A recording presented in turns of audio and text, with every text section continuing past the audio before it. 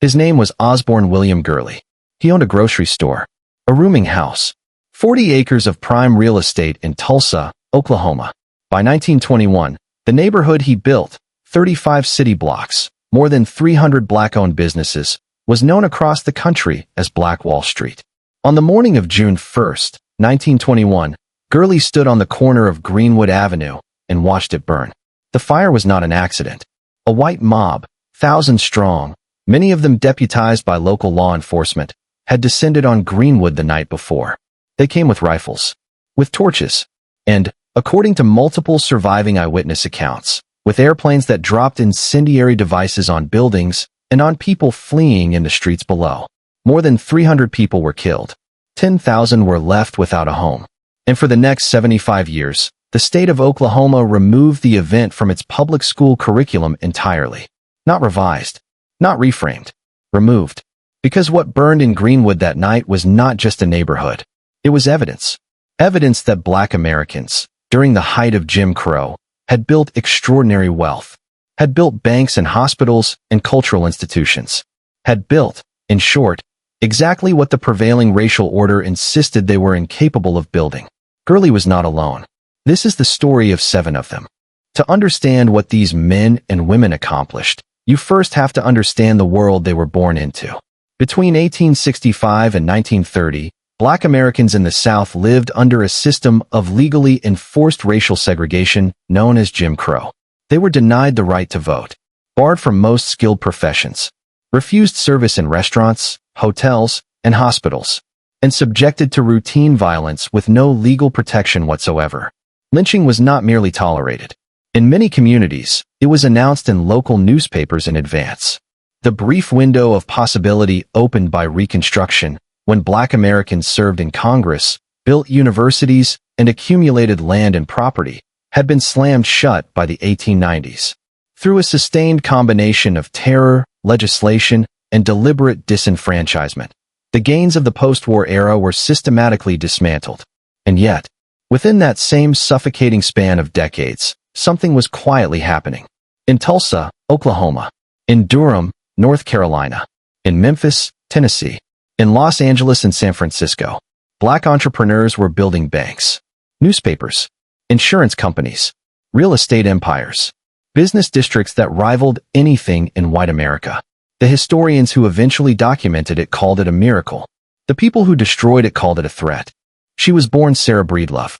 The year was 1867. The place was a plantation in Delta, Louisiana. Her parents had spent their entire lives in bondage. She was orphaned at 7. Married at 14, a widow at 20, with a daughter to raise, and less than $1 a day to raise her on. For years, she worked as a washerwoman along the banks of the Mississippi River. The labor was relentless. The pay was almost nothing, and the harsh chemical products available to Black women at the time were steadily destroying her hair. So she did what entrepreneurs have always done. She looked at a problem no one else was solving, and she built the solution herself. Walker developed her own line of hair care products, formulated specifically for Black women. She then built a nationwide network of sales agents, almost entirely Black women, and gave them something the formal economy refused to offer: financial independence. By 1910, she employed thousands of workers across the country. By 1919, her net worth exceeded $1 million. She was not the first Black female millionaire in America. She was the first self-made female millionaire in America, of any race. She purchased a 34-room mansion in Irvington-on-Hudson, New York. It sat a short distance from the estate of John D. Rockefeller.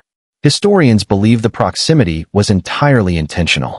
And yet, for decades following her death, mainstream historical accounts either omitted her completely or attributed her success to her white attorney. Some textbooks reduced her extraordinary life to a single sentence, because to acknowledge her fully would have required acknowledging something the prevailing narrative was not prepared to admit. A Black woman, born into poverty on a Louisiana plantation, had outbuilt the captains of American industry.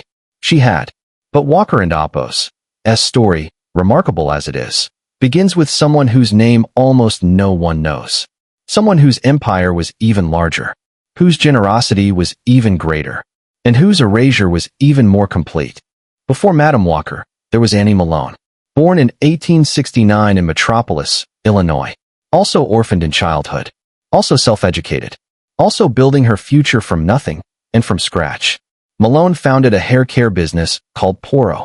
At its peak, it was one of the largest black-owned enterprises in the world. Her estimated net worth reached $14 million. She employed 75,000 people worldwide. In St. Louis, she owned an entire city block. The complex housed her factory, a school, a theater, and residential apartments for her workers. Here is a fact that American history books have largely chosen not to teach. Madam Walker, before founding her own company, worked as one of Annie Malone and Oppo's as sales agents. Walker learned the industry from Malone. Malone was the blueprint. But Malone and Oppo's story does not end in triumph. She was, by every account, extraordinarily generous. She gave millions to orphanages. She funded historically black colleges and universities. She supported civil rights organizations across the country. She became one of the first black philanthropists, male or female, in American history. When she went through a contentious divorce in the 1920s, the courts, administered through a legal system that did not treat black litigants as equals, systematically extracted her fortune. Years of adverse judgments and mounting legal fees did what segregation alone could not. They broke her financially. By the time Annie Malone died in 1957, most of her wealth was gone, and her name had been so thoroughly removed from the historical record that the innovations she pioneered were eventually credited to others. The woman who built the blueprint was erased. The student inherited the legacy. And somewhere in that injustice lies one of the quieter tragedies of this entire history. We return now to Greenwood, to the man who built it, and to the night they burned it down. Osborne William Gurley arrived in Tulsa around the turn of the 20th century. He was a former school principal from Arkansas. He carried modest savings and a single idea that was, in its own way, radical. He would build a community where black residents could conduct business entirely within their own economic ecosystem. No dependence on white-owned businesses that turned them away. No exposure to white-owned banks that refused their applications. No daily reminder, carved into the architecture of commerce, of exactly where they stood. He purchased 40 acres in the Greenwood district. He sold lots exclusively to black buyers. He opened a rooming house and a grocery store. Others followed.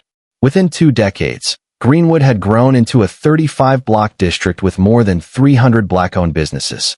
Hotels, banks, law offices, a hospital, movie theaters, a library, a bus line. Luxury automobiles moved through the streets. The neighborhood ran its own water system. Black Tulsans called it Little Africa. The national press called it Black Wall Street. A journalist visiting in 1920 described the district in terms of barely contained disbelief, as though the existence of such a place, in the Jim Crow South, required some extraordinary explanation. It did not require explanation. It required only what white Americans had always taken for granted. Safety, access to capital, the freedom to reinvest within your own community. On the evening of May 31st, 1921, a black teenager named Dick Rowland was accused of assaulting a white elevator operator in downtown Tulsa. The accusation was almost certainly false. It did not matter. By the following night, a mob had grown to several thousand. Many had been officially deputized by local law enforcement. They entered Greenwood with rifles, with torches, with airplanes, confirmed by multiple eyewitness accounts, that dropped incendiary devices on buildings and on people running for their lives in the streets below. More than 300 people were killed. 10,000 were left without shelter. Every structure in the district was destroyed. In the weeks that followed, the city of Tulsa rewrote its zoning ordinances to make rebuilding legally impossible for displaced residents. Insurance companies denied every claim filed by black property owners. Not a single perpetrator was ever charged with a crime. And the Oklahoma state government quietly removed the Tulsa Race Massacre from its public school curriculum. For 75 years, it was gone from the official record, because acknowledging the massacre meant acknowledging what had been there before, and acknowledging what had been there before meant acknowledging what had been taken. Decades before Greenwood, a man in Memphis, Tennessee had already proven what was possible. Robert Reed Church was born into slavery in 1839 in Holly Springs, Mississippi. In 1866, during the Memphis Massacre, When white mobs swept through black neighborhoods across the city, Church was shot in the head and left for dead in the street. He survived. With $50 to his name, he purchased a piece of real estate in Memphis. And he began building. Over the next 4 decades, Church assembled an empire. Saloons, rental properties, commercial real estate throughout the city.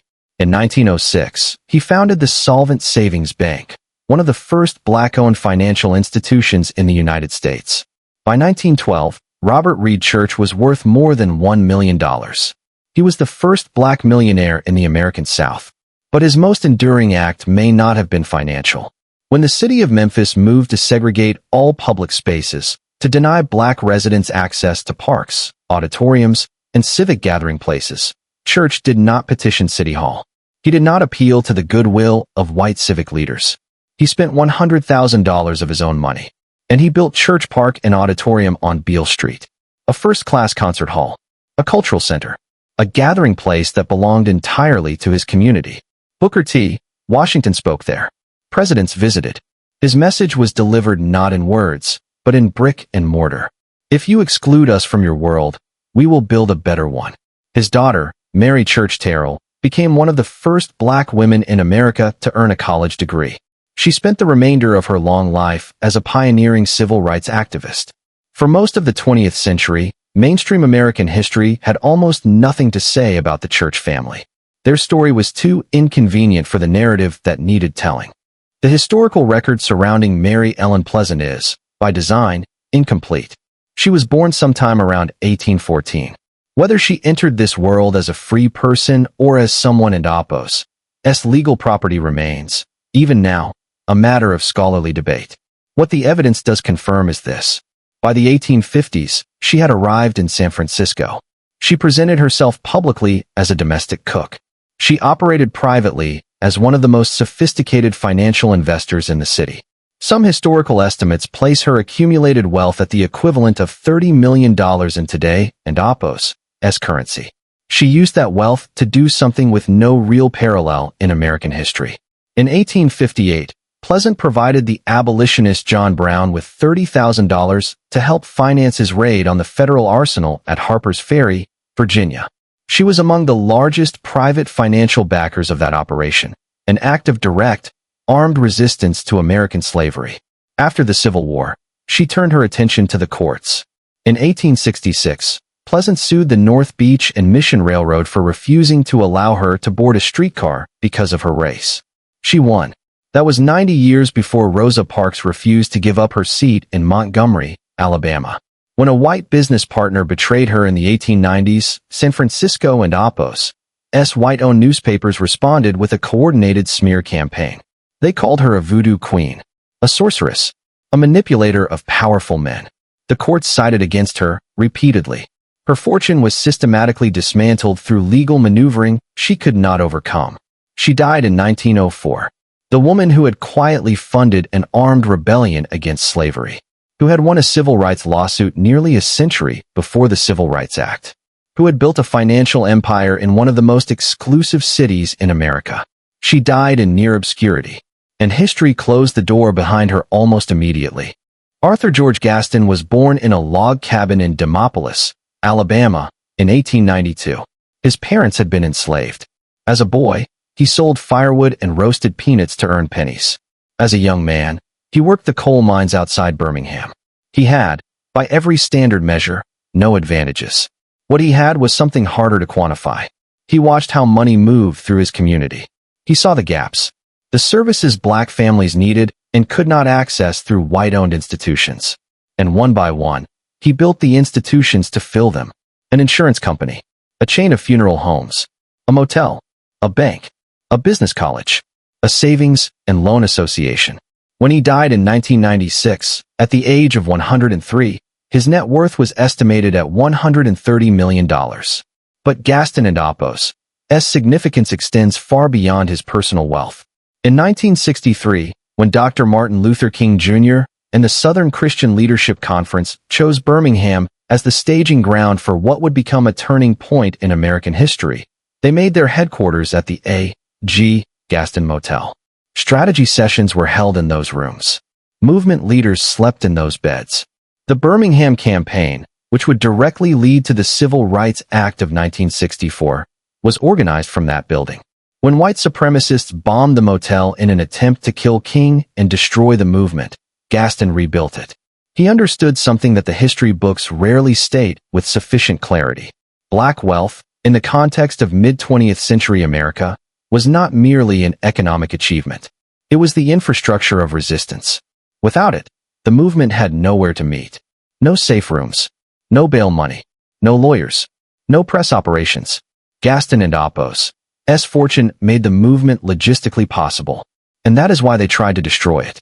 And then there is Biddy Mason, born into slavery in Mississippi in 1818. In 1847, her enslaver converted to Mormonism and joined the Great Migration West. He forced Mason, along with her 3 young daughters, to walk the entire journey from Mississippi to Utah Territory on foot, 1,800 miles, behind the wagon train, herding cattle. When the family eventually relocated to California, a free state, her enslaver attempted to move the entire household to Texas, where he could maintain his legal claim over them. Mason had learned something on that long walk across the continent. She had learned what freedom meant, and she had learned, with a clarity born of absolute necessity, exactly what stood between her and it. In 1856, she petitioned a Los Angeles court for her freedom. She won, with no formal education, no financial backing, no institutional support of any kind. Mason began acquiring real estate in what was then a small, sun-baked pueblo called Los Angeles. She bought carefully, strategically, parcel by parcel. As the city grew around her investments, she bought more. By the 1880s, Biddy Mason was one of the wealthiest landowners in Los Angeles. Her holdings were valued at more than $300,000, and she spent much of that wealth quietly, without public announcement, without seeking recognition, on the people around her. She paid property taxes for families on the verge of losing their homes. She funded churches and schools. She visited prisoners. She stocked food for those who had none. She helped establish the first black church in the city of Los Angeles. When she died in 1891, the city moved to bury her in an unmarked grave. For 90 years, her story disappeared entirely. It was recovered not by a commission, not by a museum, not by a government initiative. It was recovered by a single historian, searching alone through old property records, who found the paper trail of a woman who had walked 1,800 miles in bondage, and then spent the rest of her life making sure no one around her went without. These 7 names are not exceptions to the American historical record. They are windows into a history that was deliberately sealed. Historians estimate that hundreds of black millionaires existed in America between 1865 and 1930. The evidence of many of them was not lost through simple neglect.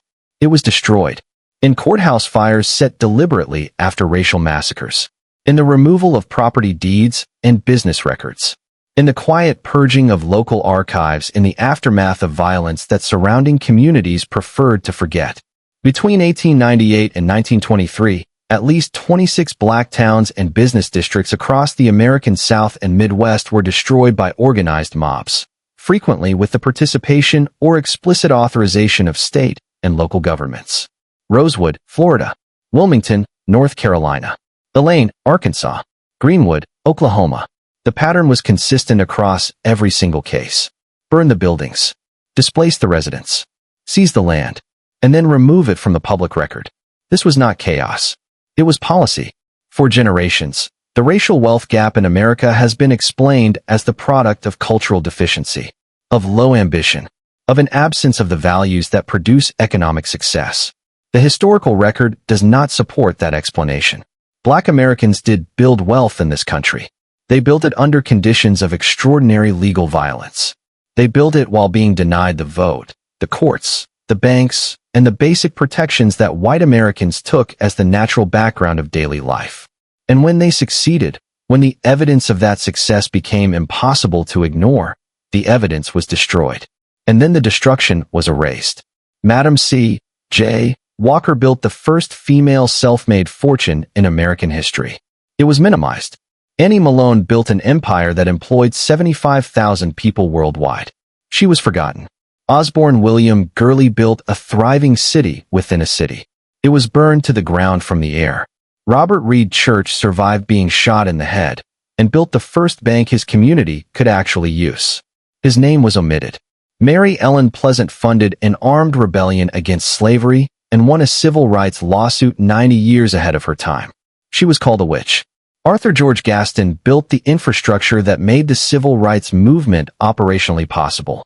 He remains largely unknown outside Birmingham. Biddy Mason walked 1,800 miles in chains, purchased her own freedom, built a real estate empire, and spent her fortune on the poor and the forgotten. She was buried in an unmarked grave. 7 people. 7 extraordinary lives. 7 stories that the official historical record worked, with considerable effort and deliberate intention, to suppress. They are not footnotes. They are not curiosities. They are central figures in the history of this country, whose erasure was not accidental, and whose recovery is not merely an act of cultural reclamation. It is an act of historical accuracy, because the story of who built America, and who paid the price for building it, has never been complete without them. Madam C. J. Walker, Annie Malone, Osborne William Gurley, Robert Reed Church, Mary Ellen Pleasant, Arthur George Gaston, Biddy Mason. They were here. They built. And they deserve to be remembered, not as symbols, not as cautionary tales, not as inspiration, but as exactly what they were. Americans, who did what Americans have always done, against odds that most Americans were never asked to face.